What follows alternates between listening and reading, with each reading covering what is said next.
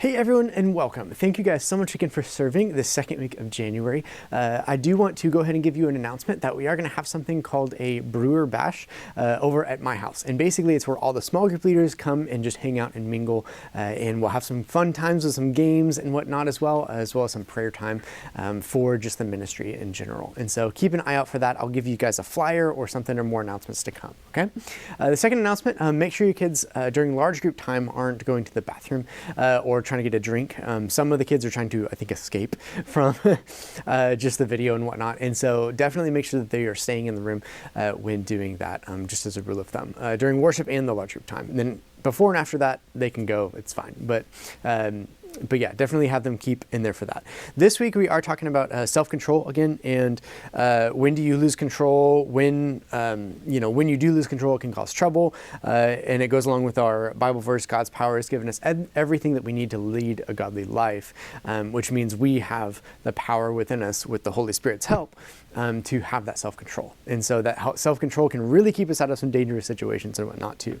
So this is a really good life lesson for them. This first activity, you're going to have them write down on like a large piece of paper some answers to some questions. And those questions are at the bottom of that first page on there. And then go ahead and have a tally mark on the answers that are the same per kid. So you're just trying to get a consensus on what is like the majority of your group thinking or feeling regarding to self-control, okay? So that's your first activity. There's also like a drawing activity, and there's some extra pieces of paper in there as well for those early arrivers. Your second activity involves some yarn, and I'm working on getting you some better instructions and videos on this. And so I'll work on that, but basically you will have a yarn game that you guys can play to where you make all the different weird, finger thingamajigs with yarn. It's going to be, it'll be interesting. And then in large group for today, we are talking about Proverbs 25:28, which is a person without self-control is like a city with broken down walls.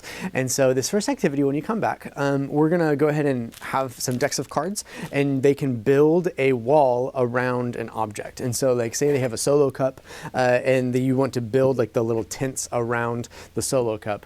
And those tents represent the wall of self-control, okay? Or like the wall of the different spiritual disciplines that we can have, things like that, because self-control does come from that fruit of the Spirit.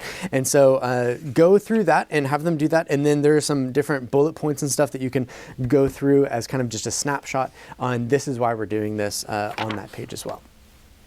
This next activity, you'll need some Bibles and some TV remotes, okay? And with the Bibles, you'll go ahead and have them look up that Proverbs 25:28, and then they're going to say the memory verse with the remotes, okay? So these remotes, it's all about, remote control, controlling ourselves, having that self-control. That's what the remotes are for. And so have them sit in a circle and give one of the kids the remote, and then that kid is going to start the memory verse and go all the way around, okay? So a person without self-control is like a city, but see if they can do it. Get them started with it first, and then start timing them and seeing how fast that they can get that memory verse down, starting with a different kid each time and like all that. So they have to learn all the words and whatnot for that as well. And then there are some really interesting questions on like life application on this page as well. And so have them go through these questions as well. Like how might the fast forward button come in handy if it worked in real time? How would you have used that this week or something like that? And then some discussion questions at the bottom for them as well. This next activity, what you're going to do is you're going to have them have some pipe cleaners and white beads and all of that. So they can go ahead and like decorate this, put whatever kind of color beads that they want in here as well. But what you're going to do with that is you'll have them go ahead and do like the pause sign, like the two lines on a couple of these white beads.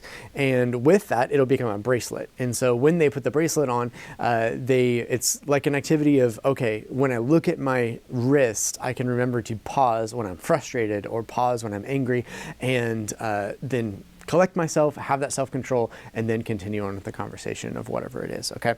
And so they're kind of doing that. You'll have some permanent markers and stuff, so be careful with the permanent markers when they do the pause lines and everything like that. But have them, kind of decorate that and have fun with that. This last activity, you'll have some pins and some note cards. And so what they're going to do is they're going to write their name on, one kid gets a note card and whatever, and they write their name on that note card. You're going to take up all the note cards You're gonna have all the kids stand or sit in a circle with their backs facing the middle. And when their backs are facing the middle, you put out all the cards except for one. And so one name will be missing. The first kid that can name the name that's missing, or the kid's name that's missing, is the winner for that round, okay? And that winner will get one of the cards, okay? And so they'll get the card that you took out. And so basically every round you'll take out one card, which is one name, and whichever kid guesses that name besides the kid that is his actual name that you have the card, tell them to just keep silent for that part of it. And then they'll get the card. The person that wins gets the card, and that person who gets the card of another kid's name will pray for that kid later, okay? And so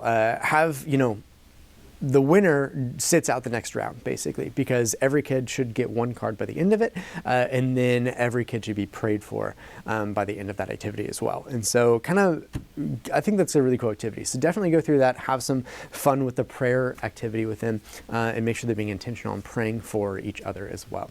Thank you guys so much for all that you guys do. You guys are amazing. I will see you guys soon. The secret word for this week is going to be bracelet. And so say the word bracelet to me, and you will be entered in for the prize. Thanks. See you later.